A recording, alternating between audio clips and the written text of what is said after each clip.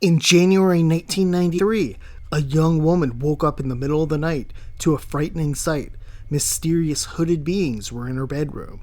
What happened next would terrify the woman for years and would lead her to work with renowned ufologist John Mack to find out what exactly happened.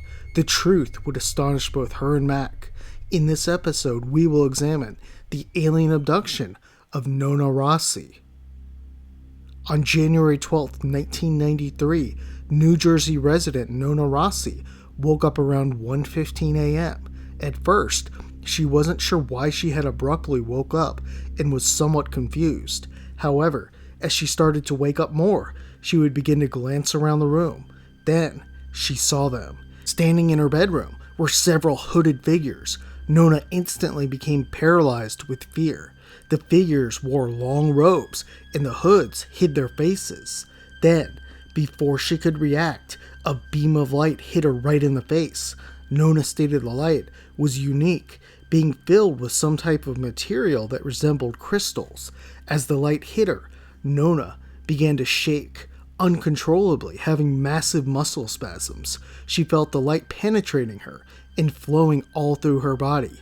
Nona believed she was going to die, and as she shook intensely, the hooded figures stared in silence. Then, after around 7 seconds, one of the hooded figures would approach her, stick out its hand, and place it on her forehead. This appeared to weaken the intensity of the shaking and calm Nona somewhat. Then another being stepped forward. It was carrying an ankh. An ankh is shaped like a cross, but has a loop at the top.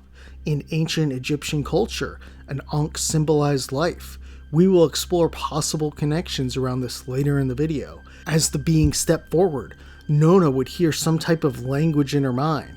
She wouldn't remember exactly what was said or the words, but she remembered how she felt and stated the words seemed magical.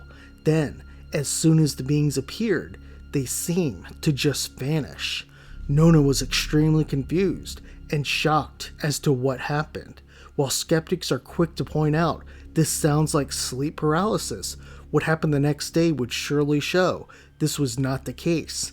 At dawn, while laying in bed, Nona would begin to shake again, intensely. These episodes lasted for some time, and Nona would later describe them as like electrical currents running through her body. The morning after the incident, she also found blood on her pillow and dried blood coming from her ear. In time, she would see a doctor about her ear, who found a significant amount of scar tissue inside it. This didn't make sense though, as Nona had never had any injuries or surgery to her ear.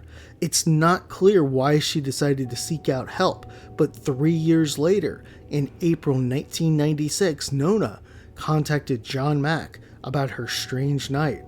John Mack was a Harvard-trained psychiatrist and Pulitzer Prize-winning author who became a legendary UFO investigator.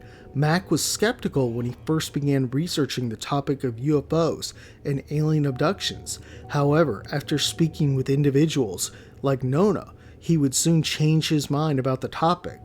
Mack met with Nona and proposed hypnotic regression to see what happened the night of January 12, 1993.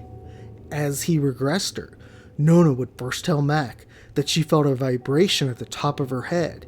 She began to convulse and spasm uncontrollably on the sofa, and Mack pressed for more details. Nona stated it felt as if something was stuck in her spine, and a strange feeling was shooting around her entire body. It was like nothing she had ever felt before. She went on to say she felt as if she had become encapsulated in some type of energy field. She would enter the beam of light and seemingly be transported up to a UFO. Nona recalled moving through the light and up to a dark circle with bright lights surrounding it. Then she blacked out. Next, she woke up on the craft. She was in a room all by herself that had blue light emanating from the walls and the ceiling. Her memory in the session seemed to jump, and the next thing she recalled was waking up on a silver metallic table. Then she felt tremendous pressure on the side of her head, as if something was being inserted into her ear. This seems to be the last significant detail of the abduction that Nona recalled. While she may not have remembered everything, The hypnotic therapy seemed to give her closure.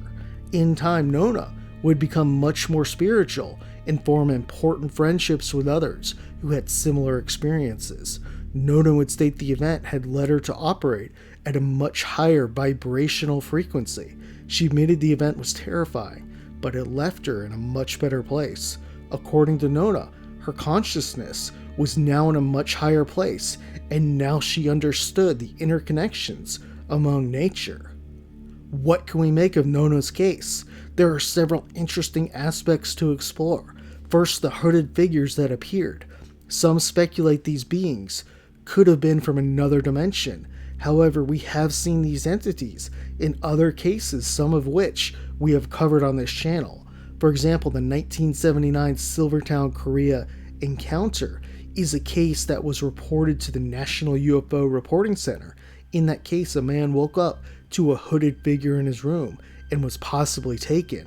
Also, the 2008 Voronezhsky alien abduction from Ukraine we covered on this channel, and that case had hooded beings very similar in appearance to what Nona saw. The second angle to explore is the beam of light, which we see often in these alien abduction cases.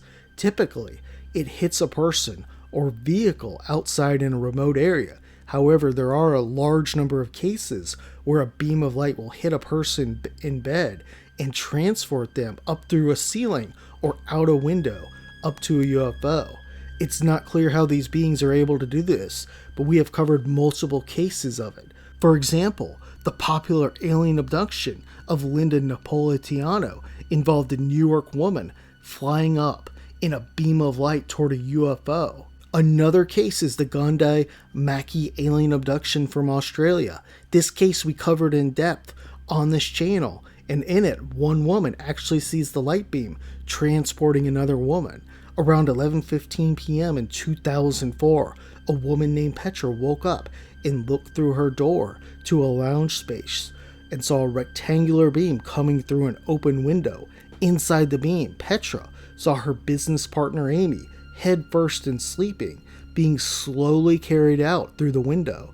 Petra and Amy's husband called the police, and a few hours later, Amy was found 800 kilometers away. Amy was disheveled and in very bad shape. The story of Nona Rossi feels like a classic alien abduction we see all too often. A person wakes up in the middle of the night and is paralyzed. Then they are hit with a beam of light and somehow hover through the window or up through the ceiling to a craft. There are experiments performed, and the next day they wake up with foggy memories of the event. Unlike others, Nona didn't seem to have conscious memories of much of the abduction, just the alien encounter. Perhaps it was the being's intention to not wake her up, or for maybe whatever reason, they were unable to wipe all the memories of the event from her head. Some will criticize the case since it involved hypnotic regression. However, it has several credible aspects. First, there was physical evidence, the blood found the next day, as well as the scar tissue. Second, it appears Nona stayed awake for some time after the event, so that rules out sleep paralysis. In addition, this case was investigated by an experienced, brilliant UFO researcher who found it to be credible. Unlike other cases, Nona's life seemed to change for the better after the incident, and it's fair to say she probably considers herself an experiencer rather than an abductee. It's not clear if she had more experiences or abductions, but this is one alien abduction story that appears to have a good ending.